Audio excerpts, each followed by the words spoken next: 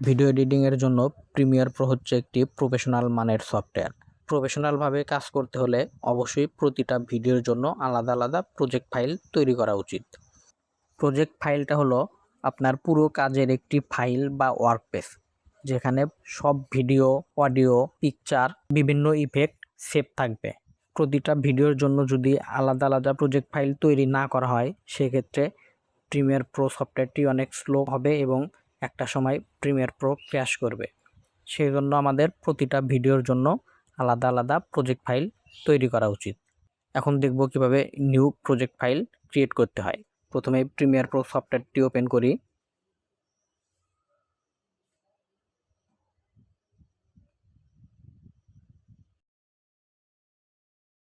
Welcome screen আসবে, এখান থেকে নিউ প্রজেক্টে ক্লিক করব। তারপর প্রজেক্ট নেম, প্রজেক্টটি আমরা কি নামে সেভ করতে চাই সেই নামটি সিলেক্ট করব।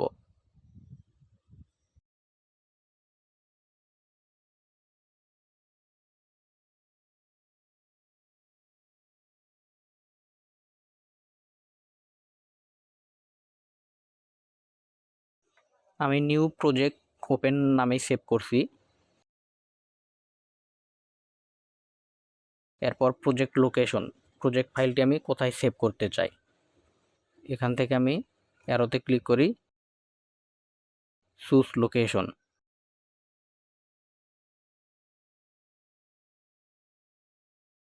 এরপর এসএসডি সিলেক্ট করব।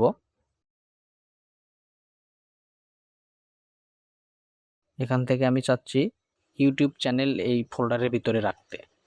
এখান থেকে আমি আরেকটি নিউ ফোল্ডার ক্রিয়েট করব।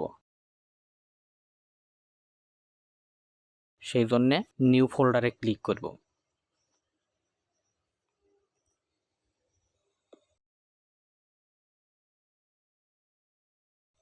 ফোল্ডারটির নাম সিলেক্ট করব। এখানেও আমি নিউ প্রজেক্ট ওপেন নামেই সেভ করছি।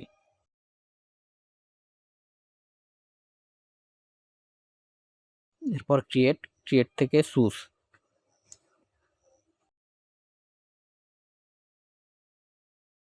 এখন আমার লোকেশন দেখাচ্ছে।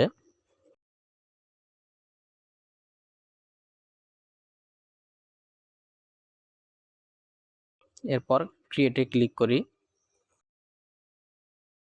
আমার প্রজেক্ট ফাইল ক্রিয়েট হয়েছে।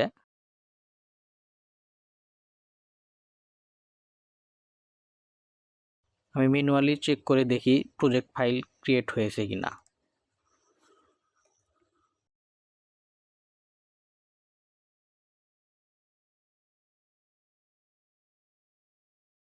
নিউ প্রজেক্ট ওপেন নামে একটি ফোল্ডার দেখাচ্ছে, এর ভিতরে নিউ প্রজেক্ট ওপেন নামে একটি প্রিমিয়ার প্রো ফাইল দেখাচ্ছে। তার মানে আমার প্রজেক্ট ফাইল ক্রিয়েট হয়েছে।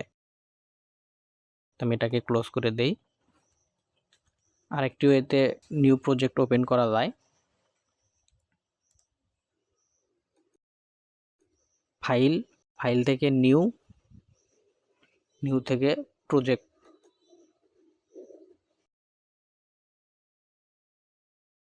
এখানেও প্রজেক্ট নেম এবং প্রজেক্ট লোকেশন সিলেক্ট করে ক্রিয়েটে ক্লিক করলে আরেকটি নিউ প্রজেক্ট ফাইল ওপেন হবে। পরবর্তীতে দেখব কিভাবে নিউ সিকোয়েন্স ক্রিয়েট করতে হয়।